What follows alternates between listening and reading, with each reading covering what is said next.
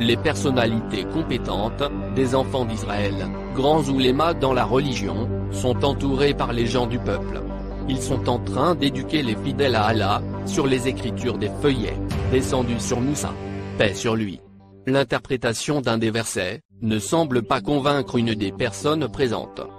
Cette dernière, dit que l'interprétation ne signifie rien d'intéressant en soi. Ce n'est que l'apparent du verset. Et que le verset, est peut-être codé. L'arrogance, prit place alors, dans la sagesse des oulémas. Tous, se liguent contre le prétentieux, pour le remettre à sa place. Et l'obligent à fermer sa gueule. Et de se contenter finalement, de suivre leur pensée unique. La personne durement rejetée, touchée par des mots blessants, se sentit très mal.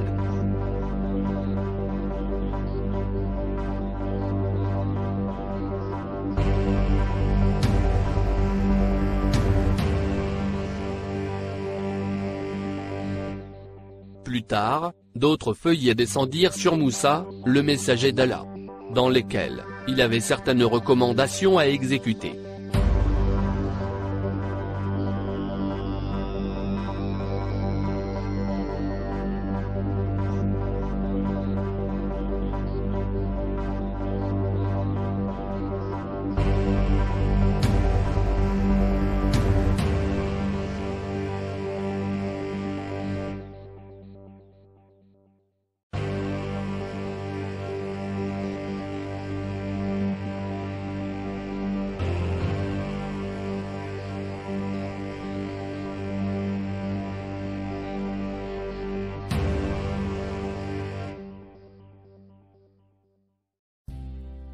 Salam.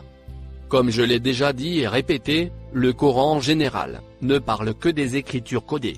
Le Coran, essaie de nous faire comprendre à travers toutes les sourates, que toutes les écritures descendues du ciel, sont codées. Avant la descente des livres, Torah, et Coran, au complet, les messagers, recevaient des feuillets, sur lesquels, il y avait 1, 2, ou 3 versets, dont ils devaient communiquer aux gens. Allah appelle ces feuillets, Suhuf, Mutahhara. Ce qui se traduit par, feuillet, purifié. Tous les versets écrits sur les feuillets, étaient codés. Le prophète Mohammed, paix sur lui, a reçu des feuillets, sur une durée de 23 ans, avant qu'Allah fasse descendre le Coran au complet. Cette méthode, de faire descendre les versets par petits nombres, sur de longues durées, facilitait la tâche aux messagers. Celle d'avoir le temps, de pouvoir transmettre, et bien expliquer aux gens, le contenu codé des versets. Il est donc intéressant de savoir, comment Allah a procédé afin de nous faire parvenir sa parole de vérité, qualifiée par le mot Samout. Dans le Samout, qui comprend la Torah, l'Évangile, et le Coran, il n'y a que l'Évangile, qui n'est pas codé. L'Évangile, sont les paroles d'Aïssa. Paix sur lui. Aïssa, ne portait aucun livre, ni feuillet. L'Évangile, était dans sa tête. Les paroles de vérité qu'il prononçait, étaient claires. Elles ne nécessitaient aucun décryptage. Aïssa parlait, et les apôtres archivaient par écrit, tout ce qu'il disait. D'ailleurs c'est pour cette raison qu'il existe plusieurs évangiles, avec plusieurs auteurs. J'ai déjà expliqué le pourquoi de tout cela, dans la vidéo, intitulée LCMC. Le Samout, et le Big Bang. Du fait qu'Allah connaît la limite de la capacité de l'intelligence humaine, il a fait en sorte, de nous laisser suffisamment le temps pour réfléchir à ces versets. Que ce soit dans la Torah, ou dans le Coran, il a fait descendre partiellement ces versets, sur une durée de plusieurs années, avant de cumuler les versets dans les 2 livres. Et les faire ensuite descendre au complet. La Torah sur des planches, et le Coran sur peau de chèvre.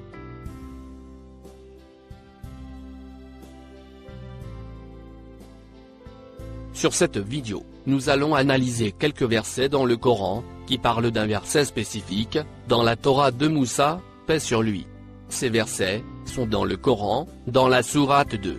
Allah, dans le Coran, nous raconte, comment les enfants d'Israël, se comportaient avec les versets codés, qui descendaient sur Moussa, sous forme de feuillets, avant la descente de la Torah au complet. Dans cette histoire que nous raconte Allah, dans le Coran, il est question de décoder un verset. À cette époque lointaine, une personne sage, parmi les enfants d'Israël, avait compris que le verset en question, écrit sur un feuillet, était codé. Et lorsqu'il a expliqué à ses compagnons que le verset était codé, ces derniers n'ont pas voulu lui donner raison. Par arrogance, ou par jalousie.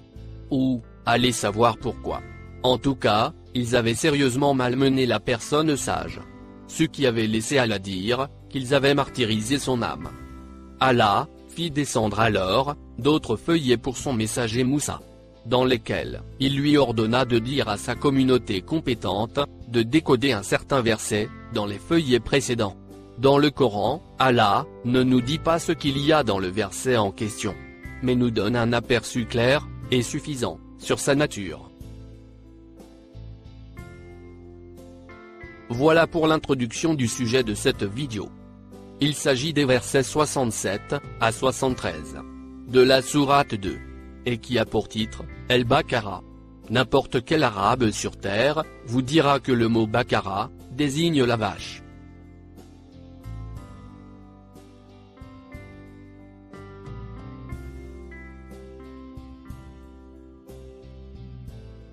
Ça, c'est bien connu. Mais réfléchissons un peu à cette sourate. C'est la plus grande sourate du Coran. Elle est composée de 286 versets.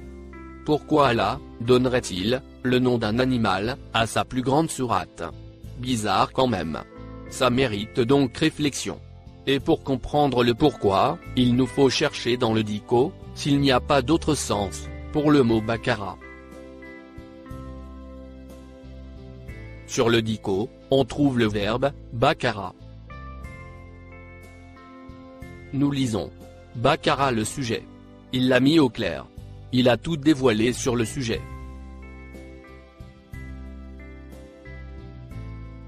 Encore. Baqara le terrain. Il a analysé le terrain, jusqu'à ce qu'il arrive à repérer l'endroit où se trouve l'eau.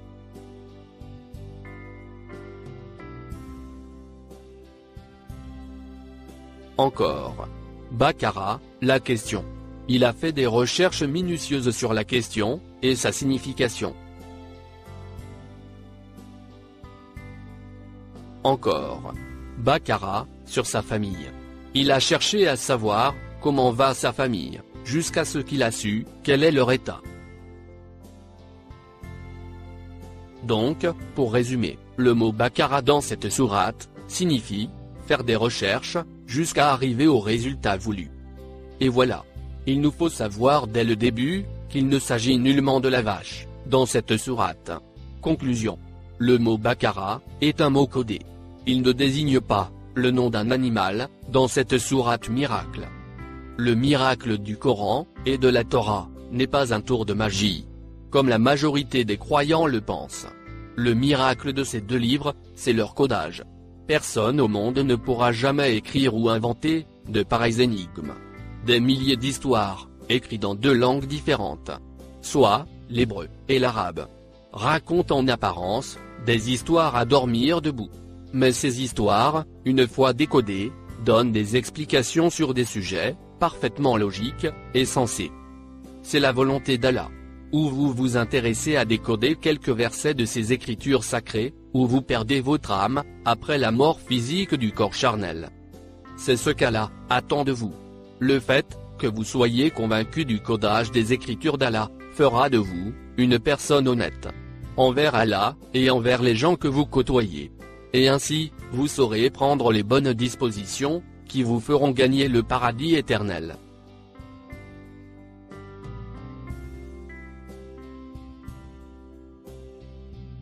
Dans sourate 2, verset 67, Allah dit. Version exégète. Et rappelez-vous, lorsque Moussa dit à son peuple, certes, Allah vous ordonne d'immoler une vache. Ils dirent, nous prends-tu en moquerie? Qu'Allah me garde d'être du nombre des ignorants, dit-il. Ça, c'est l'apparent du verset. Et comme vous pouvez le constater, les gens étaient étonnés.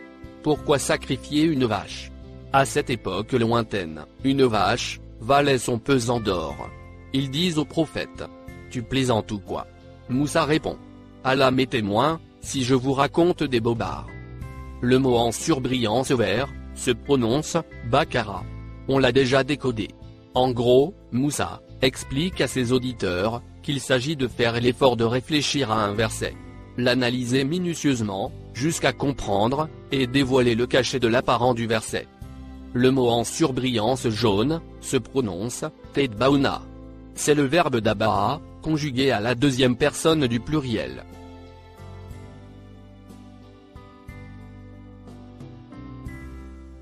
Sur le dico, nous lisons: Daba'a la soif. Il a lutté contre la soif. Encore. Daba'a, sans l'aide d'un couteau. Il est à l'origine de sa souffrance.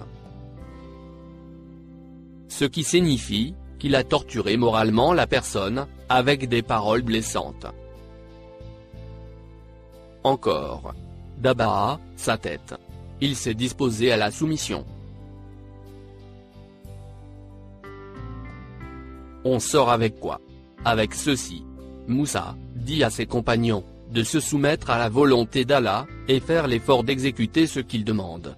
Il ne s'agit donc pas d'immoler un animal, mais de faire un effort. Ici, il s'agit de plonger dans un travail de réflexion, très compliqué. D'où la version corrigée du verset 67.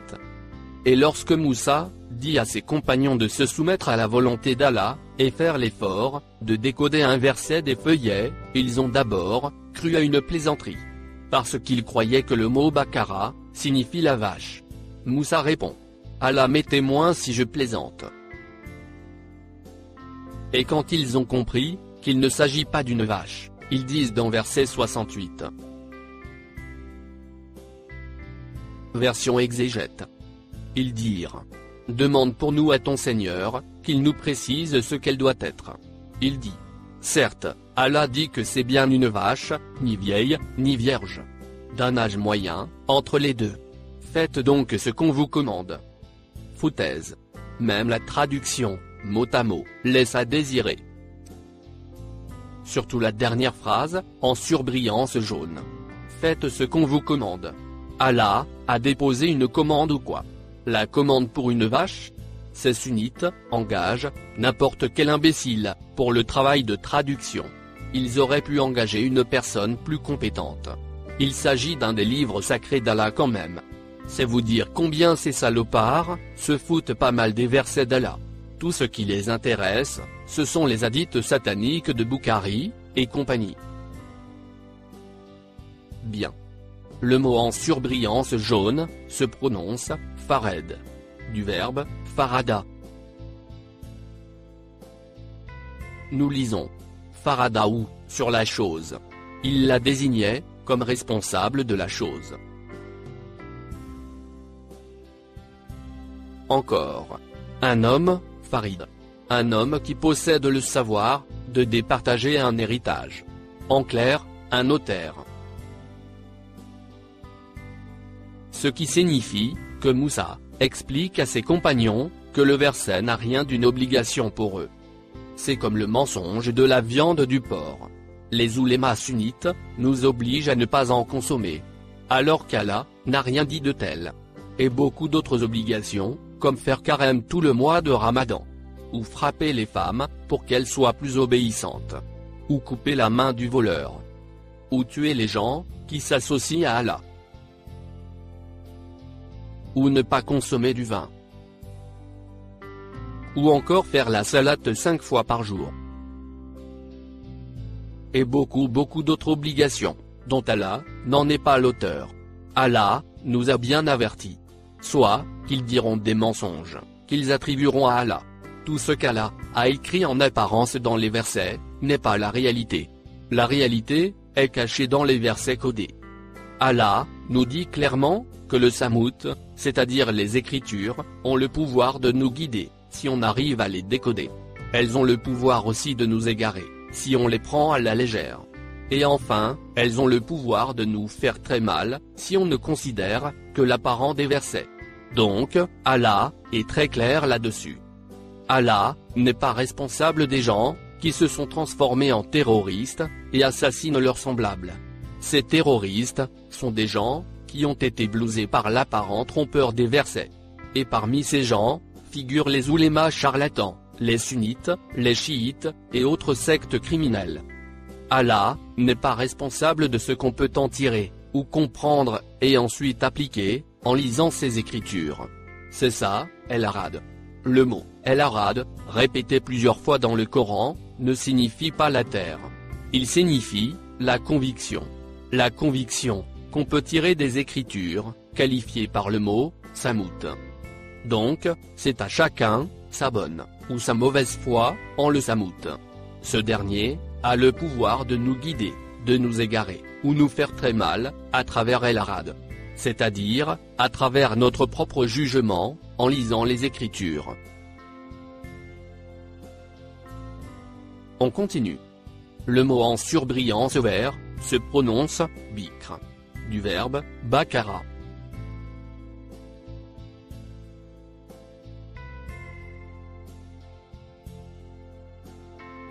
Attention, il ne faut pas mélanger entre bakara, qui signifie faire l'effort, réfléchir, chercher, analyser, et qui peut aussi désigner la vache, avec le verbe bakara, qui signifie se lever tôt. Les deux mots s'écrivent différemment, et se prononcent différemment en langue arabe. En français charabia, les deux mots ont la même prononciation. Le mot charabia signifie prononcer en français un mot tel qu'il est écrit en arabe. Bien. Voyons le dico. Nous lisons. Bakara, l'homme. L'homme s'est levé, et sortit tôt. Avant le lever du soleil. Encore. El Bikr. La première de toutes choses. Encore. Un enfant, Bikr. Un enfant, encore vierge. Qui ignore la sexualité. Maintenant, le mot en surbrillance bleu. Il se prononce awan. Du verbe ana et awana. Les deux verbes ont la même racine. Nous lisons pour le verbe ana. Anaou, le sujet. Le sujet l'a fatigué. Encore. Ana, le sujet, sur lui. Le sujet s'est compliqué pour lui. Il l'a éreinté. Maintenant le verbe awana. Awana, son voisin. Il l'a assisté, l'a aidé, l'a secouru. Encore. Mouaïen. Assistant. Secoureur. On sort avec quoi? Avec ceci. Moussa explique à ses compagnons que le verset n'est ni le premier, ni le dernier dans les feuillets, et il ne leur apporte ni obligation, ni complication dans leur vie quotidienne. D'où la version corrigée du verset 68. Ils disent alors, demande à Allah, de nous indiquer ce verset. Moussa dit. Allah vous dit que ce n'est ni le premier, ni le dernier des versets. C'est un verset dans lequel il n'y a aucune obligation, ni complication pour vous, et qui ne vous apporte aucune assistance, ni avantage, dans votre vie. Je sais qu'il y a parmi vous, qui regardez cette vidéo, qui se demandent, comment je sais qu'Allah parle de versets. Vous le comprendrez au fur et à mesure, de l'évolution des versets. Merci de rester patient. Verset 69. Version exégète. Ils dirent.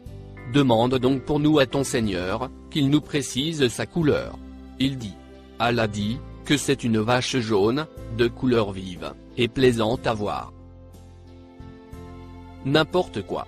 Le mot en surbrillance jaune, se prononce, laounwa.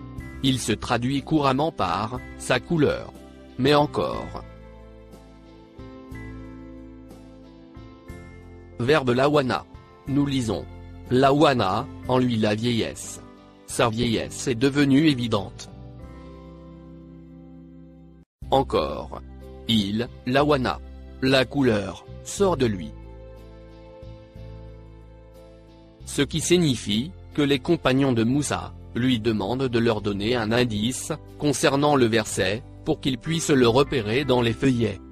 Le mot en surbrillance vert se prononce Safara. Il désigne la couleur jaune. Oui. Mais encore. Verbe Safara. Nous lisons. Safara, la chose. Il l'a colorée en jaune. Encore. Safara. Il a rendu l'endroit désert. Il l'a complètement vidé. Moussa dit donc à ses compagnons que le verset ne porte en lui rien d'intéressant. C'est un verset qui n'est d'aucune utilité pour eux. Le mot en surbrillance bleue se prononce Faki. Du verbe Faka. Il a été interprété par les deux mots couleur vive. Voyons le dico. Nous lisons. Faka, la chose. Il l'a fendue. Fissurée. Encore. Faka, la personne. La personne est morte par la chaleur ardente. Encore. Faka, la chose gonflée. La chose gonflée a éclaté, en provoquant un grand bruit. Maintenant, il nous faut analyser les mots suivants, pour comprendre cet éclatement du verset. Le mot en surbrillance gris se prononce Tassour. Du verbe sera. Il a été interprété et traduit par le mot plaisante. Du verbe plaire. Foutaise.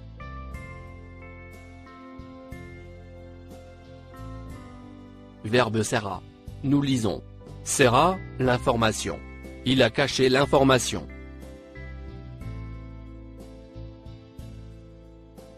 Le mot écrit en rouge se prononce Enadirine. Il désigne ceux qui réfléchissent.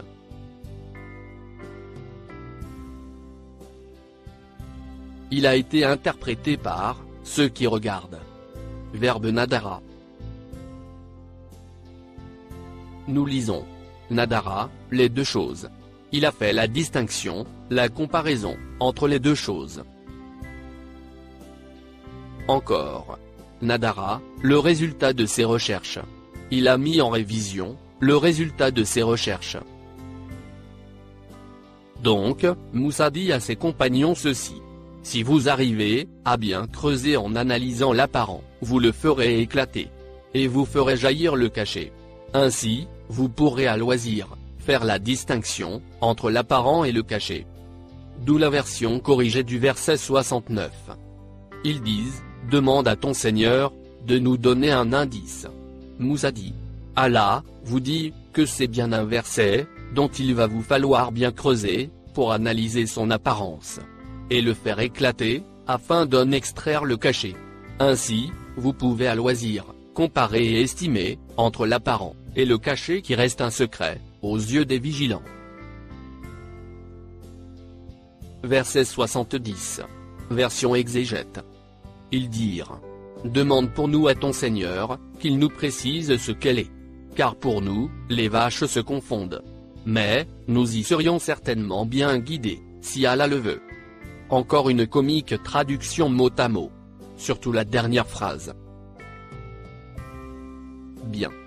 Le mot en surbrillance jaune se prononce yubayin. Il vient du verbe distinguer.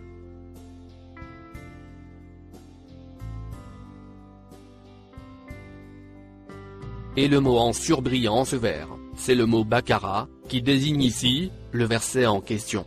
Donc, les compagnons du prophète Moussa lui demandent de leur donner une distinction, car les versets sont tous semblants, et risquent de les tromper. D'où la version corrigée du verset 70. Ils disent.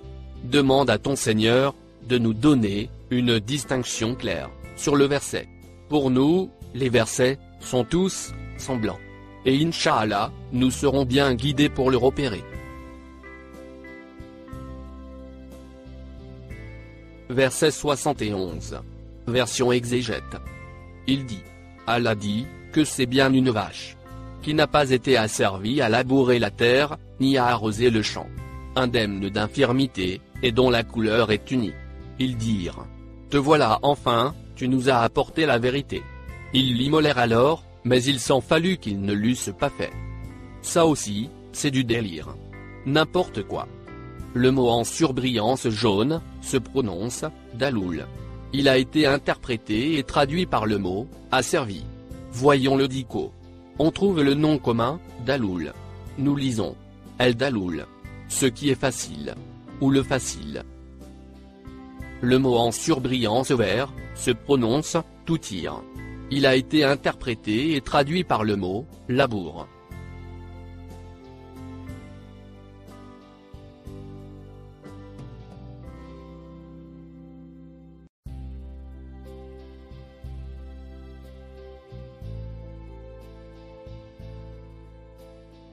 Voyons le dico. Verbe tawara. Nous lisons Tawara, l'homme. Il a rendu l'homme agité, inquiet. Encore. Tawara le sujet. Il a fait des recherches sur le sujet. Maintenant le mot en surbrillance bleue. C'est le fameux El Arad. Il a été interprété et traduit par le mot la terre.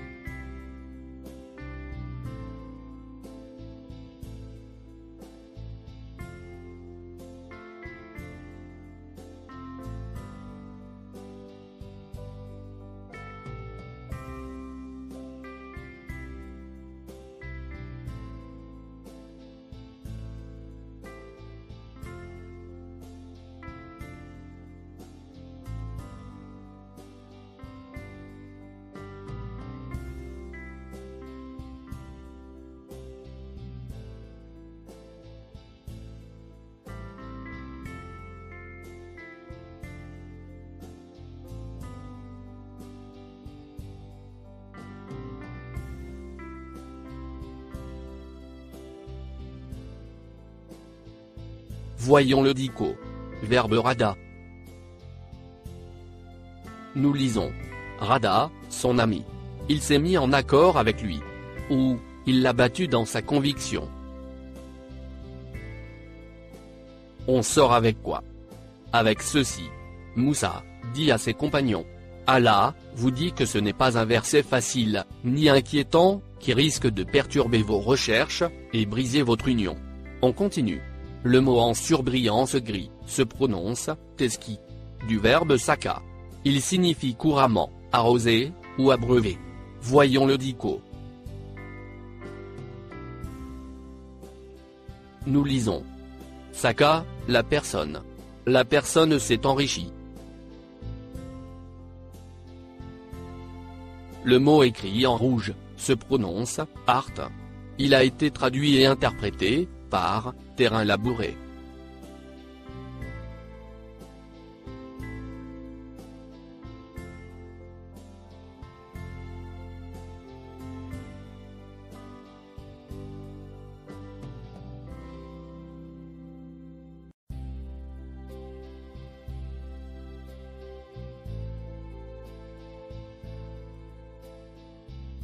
Voyons le dico. Verbe arata. Arata, l'argent. Il cumule l'argent. Arata, l'homme. L'homme possède le bien, pour sa famille. Il est suffisant pour eux. On sort donc, avec ceci. Moussa dit à ses compagnons, le verset n'a pas l'avantage de faire de vous, des personnes riches. Le mot écrit en couleur verte, se prononce, moussalama. Du verbe salama. Il signifie se soumettre.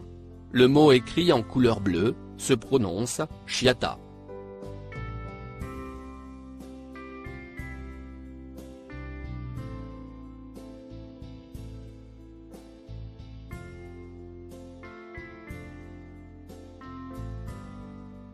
Sur le dico, on trouve le nom commun, Kshei. Nous lisons Washa les paroles, ou bien Washa, dans les paroles. Il a menti.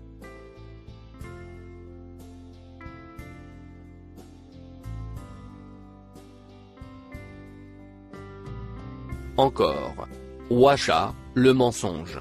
Il a inventé le mensonge, l'a coloré, ensuite l'a embelli.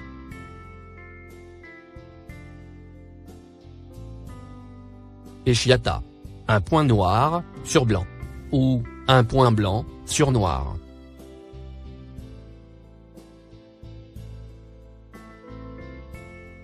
Moussa. Dit donc à ses compagnons. Le verset est tout à fait neutre. Il n'y a dans le verset, ni mensonge rassurant, ni des choses qui pourront vous donner de faux espoirs. Le mot écrit en violet se prononce haleine.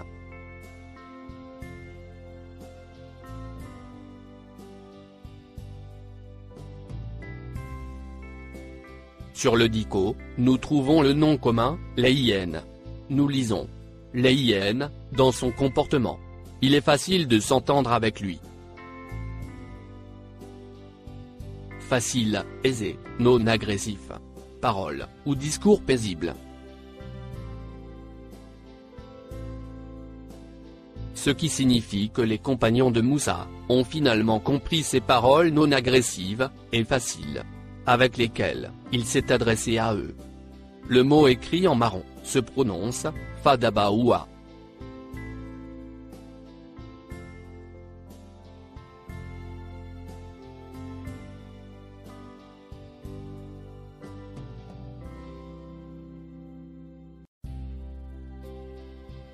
Il a été interprété et traduit par « ils l'ont immolé ». Foutaise. On sait que ce verbe daba'a signifie « faire l'effort de lutter » contre des choses morales ou physiques. Ici, il s'agit de faire l'effort, de réfléchir au décodage d'un verset, afin d'extraire le cachet. Allah nous dit donc ici, qu'ils ont fait finalement l'effort, et ont réussi, à décrypter le verset. On continue. Enfin le dernier mot, écrit en marron foncé. Il se prononce, ked.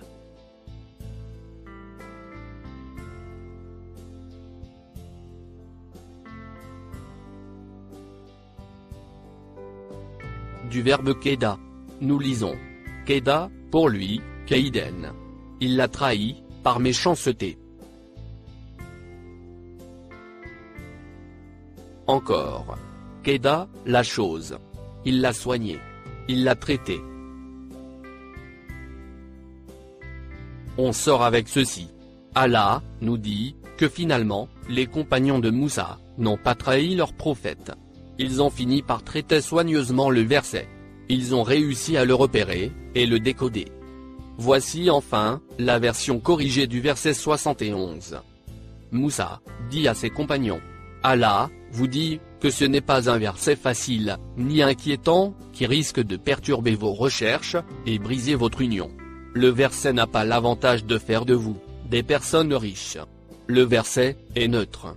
Il n'y a dedans, ni mensonge rassurant, ni des choses qui pourront vous donner de faux espoirs. Ils ont finalement compris les paroles non agressives et faciles, avec lesquelles Moussa s'est adressé à eux. Ils ont finalement fait l'effort de réfléchir au verset et le décrypter.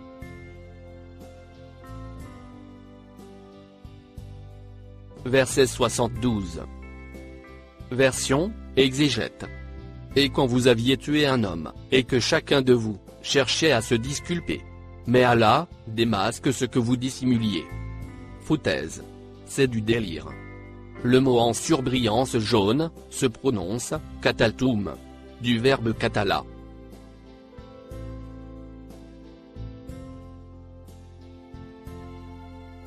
Il a été interprété et traduit par le verbe tuer.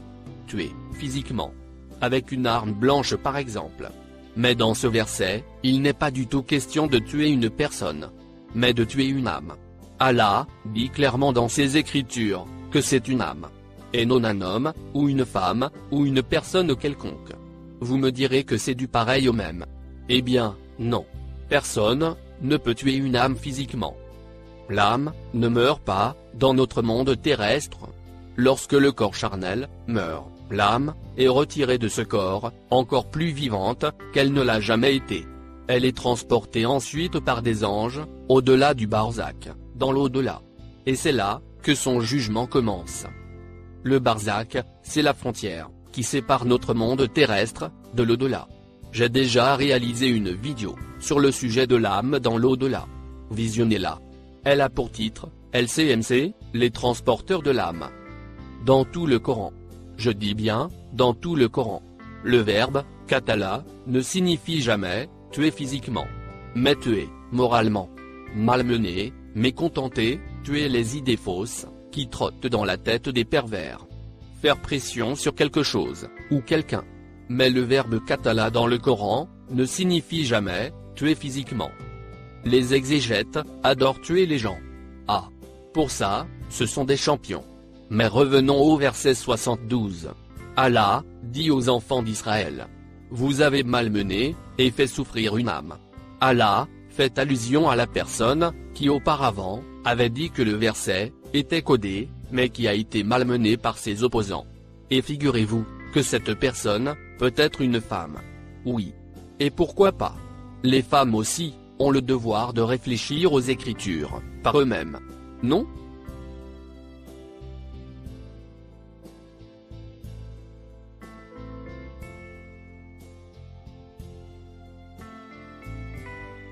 On continue. Le mot en surbrillance vert se prononce néphès. Il désigne l'âme.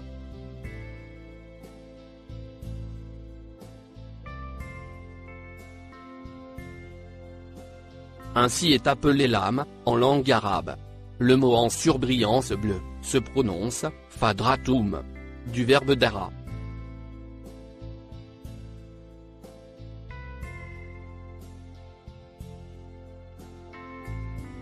Nous lisons. Dara, l'information à travers les bouches. L'information s'est propagée de bouche en bouche. Encore. Dara, sa tête. Il l'a assommé. Encore. Dara, dans ses paroles. Il est revenu sur ses paroles. Il s'y oppose. Encore. Dara, sur lui. Il l'a encerclé. Encore. Dawara, la chose. Il lui a donné la forme d'un cercle. Ce qui signifie qu'Allah dit aux enfants d'Israël: vous vous êtes ligués contre une personne. Vous l'avez malmené et abusé en propageant de fausses informations à son encontre. Le mot en surbrillance grise se prononce fia.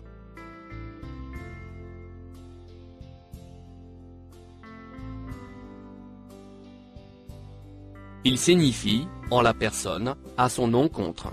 Il désigne l'âme sage, qui a été abusée, contrariée, et rejetée par les oulémas arrogants des enfants d'Israël, pour avoir osé dire que le verset peut être codé. Voici donc la version corrigée du verset 72. Allah a dit aux enfants d'Israël, à travers ces versets: vous vous êtes ligués contre une personne. Vous l'avez malmené et abusé en propageant de fausses informations à son encontre. Mais Allah dévoile la mauvaise foi que vous dissimulez. Allah savait. Il savait que les gens compétents de la communauté de Moussa cachaient certains savoirs sur les versets à leurs semblables. Quand il leur arrive de décrypter des versets compliqués, ils n'offraient à leur peuple qu'une partie de ce qu'ils ont réussi à décoder. Allah nous informe sur cet état de fait, plus loin dans Sourate El-Baqara. Mais ce n'est pas le sujet de cette vidéo. Donc, selon Allah, les responsables dans la religion des enfants d'Israël savaient très bien que le verset était codé. Mais ils ne voulaient pas l'avouer à leur peuple, afin de garder leur position privilégiée au sein de leur communauté. Soit, garder leur titre de grand rabbin, expert en religion, pour les enfants d'Israël. Et oui, l'histoire se répète. De nos jours, ce sont quelques charlatans musulmans qui tiennent la barre pour guider l'humanité vers une religion imaginaire, créée par leurs propres mensonges. On continue. Verset 73. Et le dernier. Dans lequel, Allah dit, selon la version exégète: nous dîmes donc, frappez-le, tuez, avec une partie de la vache. Ainsi Allah ressuscite les morts, et vous montre les signes de sa puissance, afin que vous raisonniez. foutaise. Plus une traduction mot à mot, à la con. Le premier mot écrit en marron, se prononce, fakulna. Il se traduit par, Enodim. Le deuxième mot en surbrillance jaune, se prononce, adribou. Il a été interprété et traduit, par le mot, frappez-le. Frappez le mort.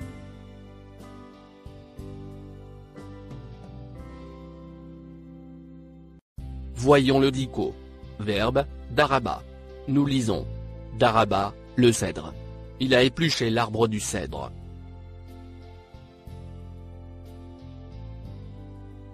Encore. Daraba sur la lettre. Il a fini d'écrire la lettre.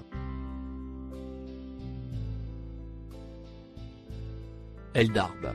La nature, le genre. Le mot suivant. Bibadia.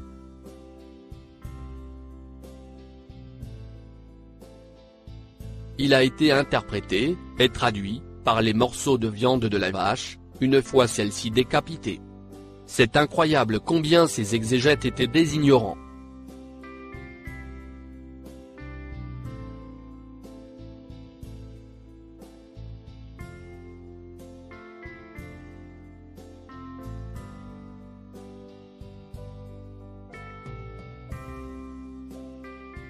Bon. Voyons le dico. Baada. Nous lisons. Bada la chose. Il l'a divisé en parties. On comprend quoi? Du moment qu'il est question d'un verset. Sachez que le verset, se prononce, ayat, en langue arabe. Et le mot, ayats, est un mot féminin singulier. Donc, ici, Allah, parle d'une ayat, qui a été décodée. Il dit aux responsables des enfants d'Israël de bien expliquer la nature de l'ayat codée, à la personne qu'ils ont martyrisée. Ils doivent la lui expliquer clairement, en décortiquant chaque mot. Le mot, en surbrillance vert, est au féminin. Et puisque ce mot signifie plusieurs parties, les rabbins doivent diviser l'ayat, en isolant, et en expliquant chaque mot, à la personne dont ils ont fait du mal moralement. Viennent ensuite les trois mots, écrits en rouge. Ils s'interprètent, et se traduisent correctement, par la phrase suivante. C'est ainsi qu'Allah fait renaître les âmes martyrisées.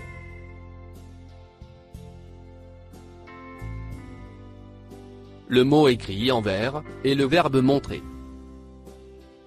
Ici, il nous indique, comment procède Allah, pour rendre l'espoir à ses fidèles martyrisés. Et enfin, le mot en surbrillance bleue, qui représente la fameuse ayat. Je l'ai bien mis en évidence dans la phrase, pour vous rappeler qu'il s'agit bien d'un verset, d'une ayat miracle, que Allah qualifie de Baqara, dans la sourate 2. Donc oui, Allah fait bien allusion à une ayat, c'est-à-dire un verset dans les feuillets, et non une vache décapitée, dont les morceaux de viande ont le pouvoir de faire ressusciter les morts physiques. Allah finit le verset en disant « Peut-être que cette ayat fera développer votre conscience, et affermira votre sagesse. » D'où la version corrigée, du verset 73, dans lequel Allah dit « Et nous dîmes. Montrez maintenant, à la personne que vous avez maltraitée, pour avoir dit que le verset est codé, le décryptage, mot par mot, de cette ayat. C'est ainsi qu'Allah fait renaître la confiance en soi, dans le cœur de ses fidèles. Et vous expose clairement sa ayat. Pour que peut-être ce verset fera développer votre conscience, et affermira votre sagesse.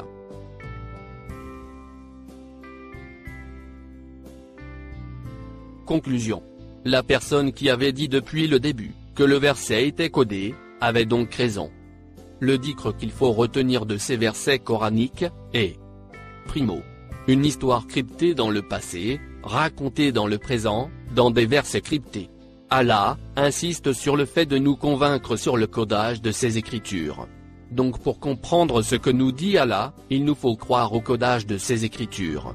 Ce que la majorité des croyants, juifs, chrétiens et musulmans, ne veulent pas en entendre parler. Et tant que les gens rejettent le codage des écritures d'Allah, ils n'atteindront jamais la sagesse, voulue par Allah. Secondo. Par ces versets, Allah nous informe que nos dirigeants dans la religion sont susceptibles de nous cacher des choses essentielles à savoir, pour gagner le paradis éternel. D'où, Allah nous recommande de faire nos propres recherches sur les versets. Et finalement, Allah nous dit que la majorité n'a pas toujours raison. Merci de votre attention. Salam.